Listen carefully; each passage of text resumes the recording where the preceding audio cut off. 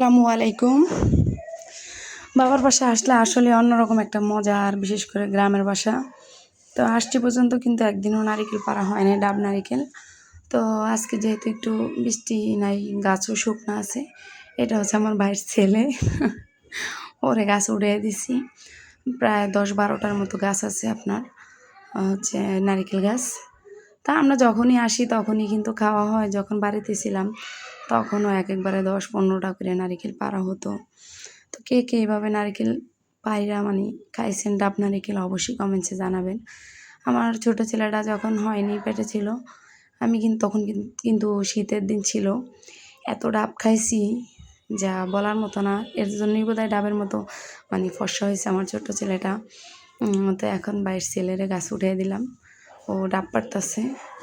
খুব মজা করে খাইছি, কিন্তু খুবই ভালো লাগছে। ওরে বলতাছি যে আমি কিন্তু এখন ভিডিও করে এগুলো ফেসবুকে আপলোড দিব। ও বলে ঠিক আছে ফুফি দেন, কোনো সমস্যা নেই, তাইলে আমি ভাইরাল হয়ে যাব। কিন্তু এটা আমার তো ভাইয়া একটাই। প্রায় 7-8টার মতো কিন্তু ডাব নারিকেল পাড়া হয়েছে। আর পাশ থেকে কিন্তু অনেক বাচ্চাদের ব্যাট সাউন্ড মানে আসতেছে, প্লিজ আপনারা ওগুলো স্কিপ করবেন।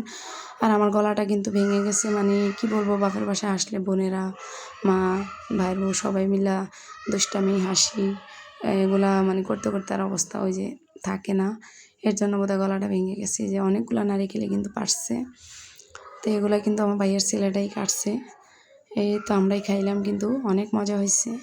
তো কে কে এইভাবে ডাব নারিকেল খাওয়া পছন্দ করেন, আর কার কার বাবার বাসায় এরকম নারিকেল গাছ আছে অবশ্যই কমেন্টসে জানাবেন। আমার ভাইয়ের ছেলে কিন্তু ডাবগুলা পারছে। চাইলে কোনো মিউজিক দিতে পারতাম, কিন্তু সেটা দেই নেই, ভয়েসটাই দিলাম। অনেকগুলো ডাবই কিন্তু পারছে।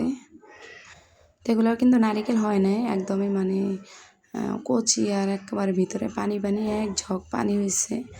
আমরা সবাই কিন্তু খাইছি। এটা কিন্তু আমার ভাইয়ের ছেলে, ও পারছে, ওই কিন্তু কাইটা দিতেছে। আমি তো কাটতে পারি না। আগে অনেক কিছুই পারছি, কলসে করে পানি নিতে পারছি, নারিকেল এইসব কাজগুলো এখন আর পারি না, যেহেতু অনেক বছরের অভিজ্ঞতা নাই, তাই কিন্তু পারি না।